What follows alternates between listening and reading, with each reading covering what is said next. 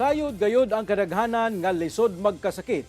Busa labing importante nga adunay saktong healthcare program nga moatiman og mutabang sa katawhan aron nga malikay sa sakit. Busa angay nga sutaon ang pagpatuman sa mga programang panglawas sama sa yakap program sa Philippine Health Insurance Corporation o PhilHealth. Kini atong sayron sa State of Healthcare Special Report ni Cyril Chavez. Karong panahon sa kalisod tungod sa inflation, dungagan pa sa dili matagna nga paglihok sa presyo sa produktong petrolyo nga makaapekto sa presyo sa tanang serbisyo ug palaliton. Daghan gyud ang makaingon nga bawal magkasakit kay ang kahimsog sa lawas ra ang kapital sa adlaw-adlaw.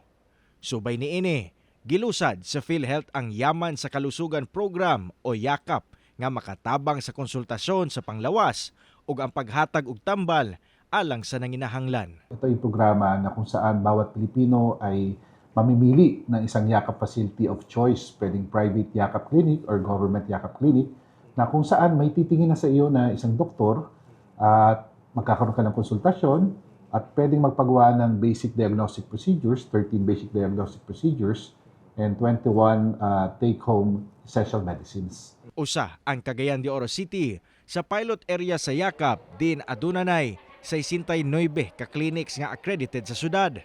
Usa sa atong gibisita ang Yakap Clinic sa Barangay Carmen Health Center kung asa atong naabtan ang pipila nga nagpakonsulta. Layo ang diferensya sir kay which is kuan manggod ka ng ug mao to pag hospital ug siguro layo pud sa inyong hospital medyo kuan jud kayo gasto pang masahe.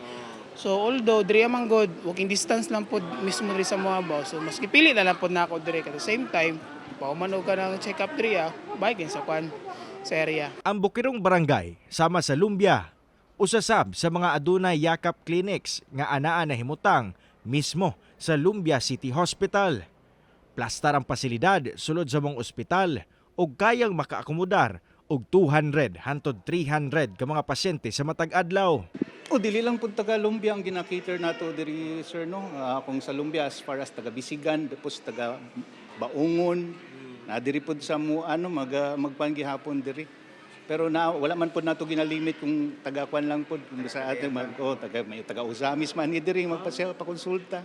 Gani usa sa mga nakapahimulos sa yakap ang taga Lumbia nga si Tatay Florencio. Matud niya, dakong tabang nga anaa na kuno sa duol ang Yakap Clinic aron mapadali na ang ilang pagpa-check up. Okay, kaya libre man. Libre duol pa. Di mas mayan eh. Maka-abil, maka-benefits ang mga taga-kondiri, barangay. Mas mayan na ihatod ang serbisyo sa barangay. Mas duol na dili na hasol. Pliti pa ka. Gasto pa kag oras. Karon, adunay 227 Yakap Clinics sa Northern Mindanao nga gilauman, mas mudaghan pa. Gusto natin magkaroon ng paradigm shift na yung mga kababayan natin ay nagpapatingin sa isang doktor.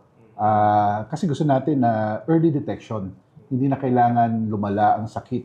Ako'y naniniwala na itong programa ng Yakap is really a game changer kasi wala na tayong kababayang Pilipino na papanaw na hindi man lang po nakatungtong sa isang pampubliko o pampribadong paggamutan. Subay sa pinulungan nga health is wealth, dakong tabang gayod nga mas napaduol na ngadto sa katawhan ang mga serbisyong medikal. Karon, ang atong panghinaot nga mas daghan pa ug mas mohalapad pa ang mga serbisyo para sa katawhan. Kauban si Jaybert Pairat, Cyril Chavez, One Mindanao.